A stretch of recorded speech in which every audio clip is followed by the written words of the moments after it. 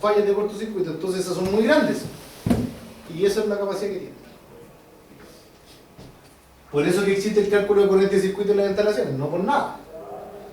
O sea, yo para llegar a poner un automático aquí de 6 kilos, ¿cierto? En esta sala, hubo que, no lo hicieron, pero tenía que haber tenido un cálculo que dijera aquí la corriente de cortocircuito tiene que ser de 4000, por lo tanto le pongo este de 6000 de ruptura. Ahora, cuando están al final de ya los circuitos que operan sobre los circuitos, los equipos de iluminación o los equipos de los enchufes, generalmente se ponen de 6000, porque es donde más bajo va a ser la corriente de cortocircuito, ya como está como estandarizado. Pero por ejemplo, cuando vamos a poner una protección general y te piden 75 kilos, o sea, un automático trifásico de 75 kilos, de ponte tú 200 amperes, uno de 75 kilos te puede costar 1.000.000, pero uno de 15 kilos te va a costar 200 lucas. Esa es la diferencia de la capacidad de ruptura. Y es más escaso que encontrar. Ojo con eso. Que de repente te dicen, no, te está pidiendo 75 kilos de ruptura. Ah, pero ponle uno de 30 nomás. Hay un cálculo, por algo lo está pidiendo esa capacidad. Disparador magnético está constituido por una bobina que al ser circulada por una corriente excesiva crea un campo magnético suficiente para desplazar el núcleo central, el que a su vez opera sobre el mecanismo de desconexión abriendo el disyuntor. El disparador magnético es del tipo instantáneo para sobrecorrientes elevadas. Esas sobrecorrientes elevadas o sobreintensidades elevadas son el cortocircuito. O sea, detecta la corriente de cortocircuito, se energiza la bobina, es como un timbre, una chicharra. Y aquí hay una bobina que cuando le ponen una latina encima, es lo mismo. El contactor es una bobina. Cuando se alimenta la bobina, ¿cierto? El contactor lo que hace es crear un campo magnético y se chupa el contactor. Es lo mismo, abre el circuito de esta bobina. ¿Vale? La cámara de corte corresponde al dispositivo enfriador de arco que se genera al abrir los contactos durante la circulación de una corriente de falla.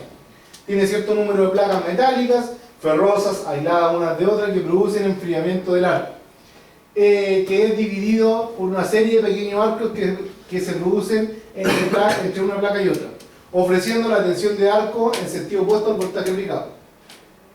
Este efecto se hace en la cámara, este efecto hace que la cámara apague el arco. De este modo, la corriente de cortocircuito es drásticamente limitada y cortada en cuanto a la tensión de arco alcanzada el valor de tensión aplicada. O sea, cuando yo abro un circuito, no sé si se han dado cuenta, bueno, cuando hay altos niveles de corriente, si uno tiene dos cables que están conectados, uno los separa y se genera un rayo. Ese es el arco. ¿Ya? O cuando, por ejemplo, voy a soldar, ¿cierto? Yo no acerco la varilla totalmente tocando, o sea, yo si la acerco suavemente se genera un arco, y eso es lo que produce ese soldadura al arco, que esa corriente funde el material. Entonces, lo que se produce ahí, el objetivo de esta cámara es apagar ese arco, extinguir ese arco. Un rayo es un arco. Es tanta la corriente que está ¿cómo se llama? El aire tan húmedo que se van electrificando las partículas de agua hasta que llega a la Tierra. La Tierra es el punto neutro, entonces todo lo que nace del aire llega a la Tierra. Por eso la corriente se va a la Tierra. Por eso tenemos una protección a la Tierra, el valor C. Entonces, lo que hace esta camarita es evitar que, porque al final lo que tenemos dentro de un automático son dos puntos que se conectan. Entonces, cuando se van a abrir, sí o sí se va a generar un arco. Esta camarita lo que hace es evitar que ese arco siga existiendo. ¿Vale? Y hemos terminado por esa parte. Qué bueno. Pero no hemos terminado la clase.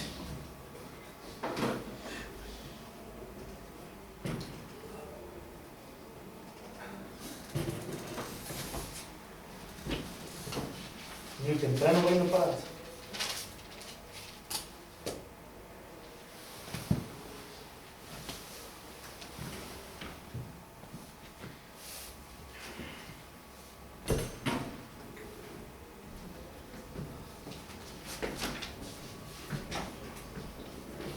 Características de operación de los protectores, de los automáticos caja. No. móviles. Dos tipos de efectos que pueden hacer actuar un disyuntor. Primero, la sobrecarga. En el caso de la sobrecarga o calentamiento del bimetal que se dilata y provoca la apertura del disyuntor, el tiempo de reacción del disyuntor es inversamente proporcional a la corriente que lo atraviesa. O sea, el tiempo va a estar dado por la energía, ¿cierto?, en joules, partido por la resistencia del bimetal en ohm, por la corriente al cuadrado, la intensidad en amperes, ¿cierto? En el caso de la sobrecarga o del calentamiento débiles, el bimetal se calienta lentamente durante un largo tiempo de reacción. En cambio, para el caso de una fuerte sobrecarga, el bimetal se calienta más rápidamente teniendo una reacción más rápida.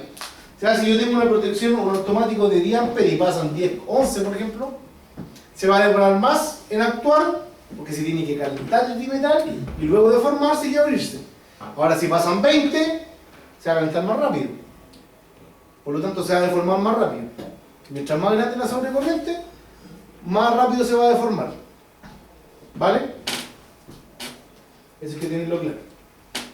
Cortocircuito. En el caso de cortocircuito, el dispositivo electromecánico abre el disyuntor en un tiempo muy corto, el orden de algunas milísimas de segundo.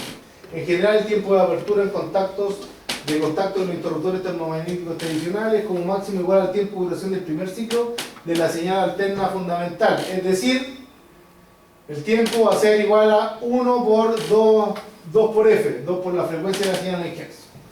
¿Ya? Muy rápido. ¿Cuánto era más o menos?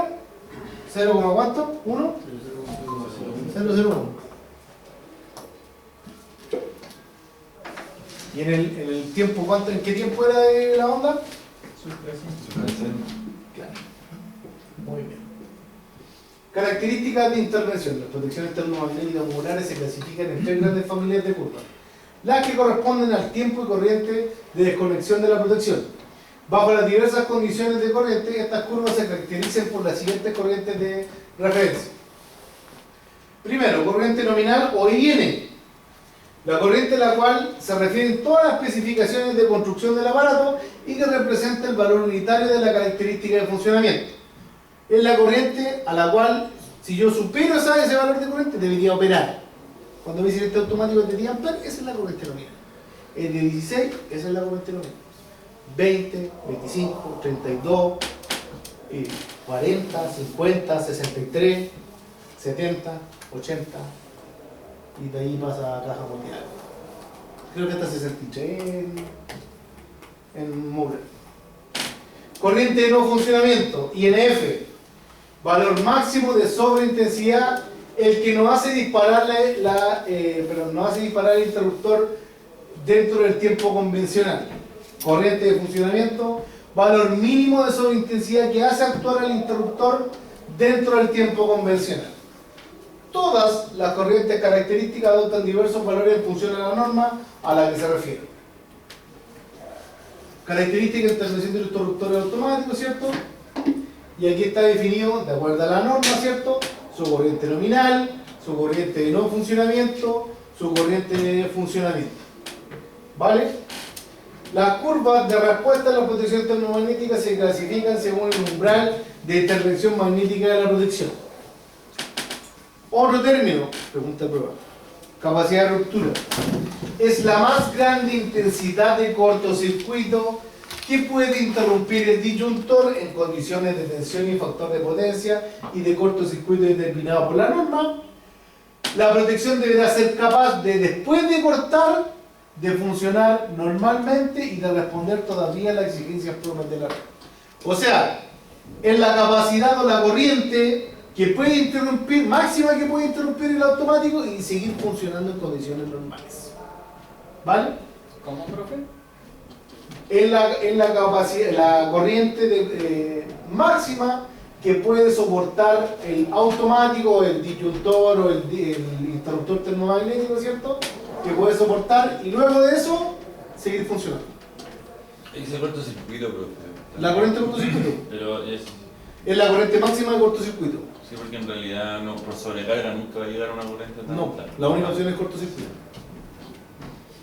La capacidad de ruptura del automático deberá ser mayor o igual a la corriente de cortocircuito supuesta en el punto donde el dispositivo está instalado. para que pueda proteger a la instalación de las fuertes solicitaciones a la que estará expuesta. Curvas de disparo térmico. Es una gráfica con curvas que representan el tiempo que tarda en desconectarse el magneto térmico en función de la intensidad que lo atraviesa. No es un tiempo fijo, sino que puede ser un intervalo de tiempo entre un mínimo y un máximo. O sea, no es que yo tenga una curva solamente, es una zona. ¿Ya? Una zona, ¿cierto? En el que el magneto térmico se abre el circuito y lo protege. En la siguiente imagen se presenta una curva tipo, donde en el eje vertical se expone el tiempo de disparo y en el eje horizontal la cantidad de intensidad que lo atraviesa, normada o en función de la corriente nominal, no la absoluta. Y ahora vamos a explicar lo que es la curva. La próxima clase también lo voy a explicar, ¿vale? Así que ojalá vengan más compañeros.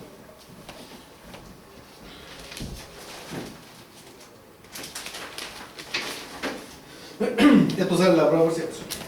Entonces, primero que tengo que entender, aquí tengo el tiempo en segundos, y acá tengo la corriente, pero la corriente va a depender, ¿cierto?, de mi corriente nominal. Por ejemplo, si yo digo que esta es una curva o una curva de un automático de 10 amperes, o sea, mi corriente nominal, 10 amperes, acá en el 1 yo voy a tener los 10 amperes, en el 2 voy a tener 20, en el 3 voy a tener 30, ¿vale? Si mi corriente nominal es de 16, en el 1 voy a tener los 16, en el 2 voy a tener 2 por 16, o sea, 32, en el 3 voy a tener 3 por 16, o sea, 3 por 16, ¿cuánto es? 48, y así sucesivamente, ¿vale? Entonces, hagamos más fácil es el profe y más difícil es el alumno. Entonces, ¿qué tengo aquí? Tengo una zona, ¿cierto? Que es esta, esta zona de azul oscuro, que esa es la famosa curva de funcionamiento de lo automático que dice. En este caso es una curva C, ¿cierto? Y me dice que esta zona representa la zona donde el automático puede operar. Digo puede operar porque en esa zona puede que opere o no opere, es decir, zona de incertidumbre. La zona que está abajo de la curva se llama zona de trabajo seguro, o sea, cualquier punto que yo ponga aquí, el automático no va a operar. La zona azul se le define como zona, o la zona de curva, ¿cierto? Se define como zona de incertidumbre. Puede que no opere o puede que opere.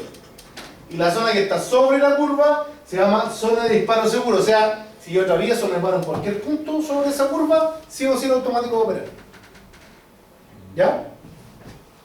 Entonces, ¿qué nos dice esto? Esta es una curva tipo Z, ahí voy a explicar lo que es la otra curva, ¿cierto? Esta es una curva tipo C, ¿cierto? ¿Y qué podemos observar también? Esta parte de la curva, esta que está roja, ¿cierto? Esta es la zona de disparo térmico. O sea, para todas estas corrientes, desde la nominal hasta más o menos 7 veces la corriente nominal, hablamos de va a operar de manera térmica, o sea, se va a dilatar el bimetal. Y todas las corrientes por sobre los 7 veces la nominal va a operar ¿cómo se llama? La zona de disparo magnético, o sea, va a operar la bobina. ¿Vale? Entonces vamos a empezar a hacer algunos dibujitos. ¿Qué pasa si yo tengo un automático de 10 amperes, una corriente nominal de 10 amperes, curva C, y por él pasan, no sé, 30 amperes? O sea, tengo una corriente de falla de 30 amperes. ¿Cuánto se demora en operar el automático? ¿Ya? Eso es poco, normalmente. Ahora. ¿Profe? ¿Cómo? Eso no para un caso normal, eso es poco. No, sí puede ser. ¿30? Sí, puede ser. Si tengo un automático de 10, ocurre una falla, pues yo voy a hacer. No, puede ser más. Piensa en una casa. Tengo un enchufe. Tengo un automático, tengo conectado los enchufes de la cocina. Que se puede dar. Tengo un hervidor, tengo un microondas y tengo un horno eléctrico. Y más encima la mamá prendió toda la tiro y también puso la lavadora. Entonces tengo una corriente de falla, ponte tú, no sé, 25, no, pongámosle 32 amperes para hacerlo más fácil. Como el primero, 32 amperes. ¿Ya? ¿Cuánto se demora en operar? O sea, esto va a ser un intervalo de operación. ¿En cuánto tiempo se puede demorar en operar el automático? ¿Dónde estoy parado yo si tengo 32 amperes y el automático es de 16? Entonces aquí tengo los 16, en el 1 tengo 16 amperes y en el 2 tengo 32 amperes. Entonces yo me paro aquí y digo, vengo acá, aquí, topo aquí y topo acá. Entonces, vamos a llegar ¿cómo se llama? A lo que es gráficamente más cercano. Entre 30 y 120 segundos se va a demorar este automático en operar. O sea, si por ese automático de 16 amperes pasan 32 amperes, el automático se va a demorar en operar entre 30 y 120 segundos. Puede que a los 30 opere, o puede que no opere, pero a los 120 sí ya va a operar. Porque va a pasar de la zona de incertidumbre, va a pasar a la zona de disparo seguro. Por lo tanto, sí o sí va a operar. Entonces, cuando la corriente nominal es sobre 7 veces, ahí recién se va a activar el disparo magnético. Sí. Gráficamente eso es lo que te está diciendo. ¿Vale, no? Ahora, si por este automático de 16 amperes pasan, no sé, 320, tengo una corriente de falla de 320 amperes. ¿Cuánto se va a demorar en operar? Voy a borrar esto.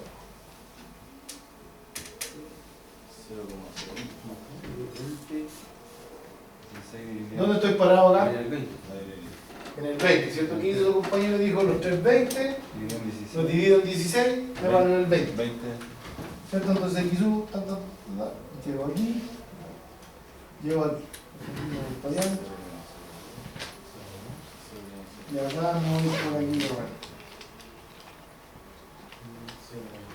O sea, entre 0,002 y acá 0,015. O sea, se va a poner entre 0,02, 0,002 y 0,015 segundos en operar. Pasa 320 ahora. Operó la parte magnética. ¿Se entiende? ¿Alguien que no entiende? Sí. Hay una parte gris que está ahí en esa curva, ¿qué sería, bro? ¿Esa? Lo que pasa es que se ve otra curva. Es la curva D. La curva D hace. Tac, tac. Tiene más tolerancia. Tiene más tolerancia frente a las corrientes más grandes. ¿La línea roja o verde indica la zona nomás? La línea roja o verde te indica que esta es zona de disparo magnético y acá es zona de disparo eléctrico. Nada más.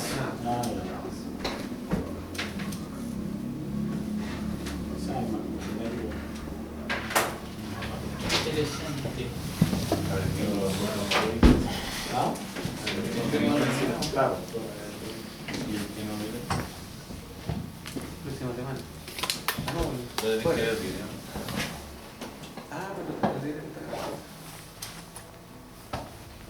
Pero Está en el grupo, ustedes.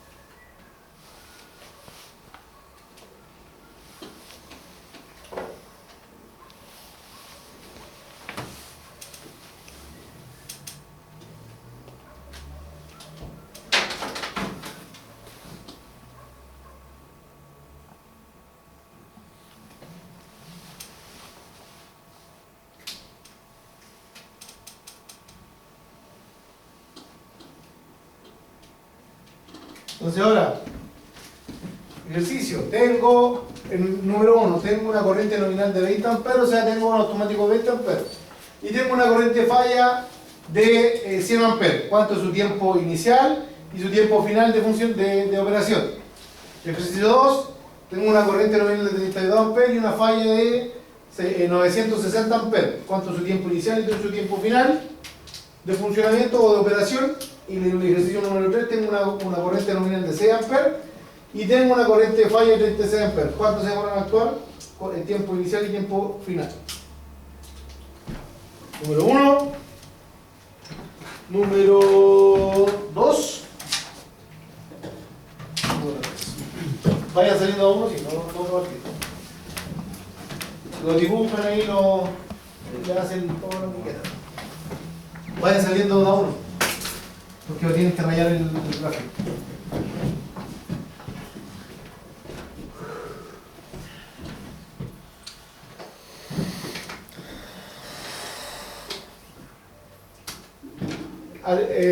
Hácelo con la línea más cercana ahí de ahí nomás.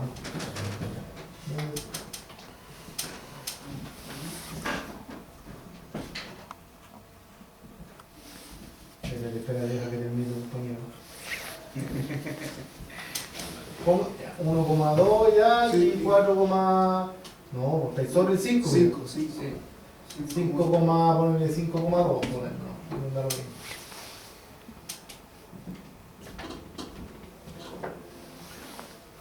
Su nombre de allá y más uno. Divide Sí, caché. la definición. Ahí da un- 0,1. Ese número tenés que ubicarlo en la tabla. Abajo.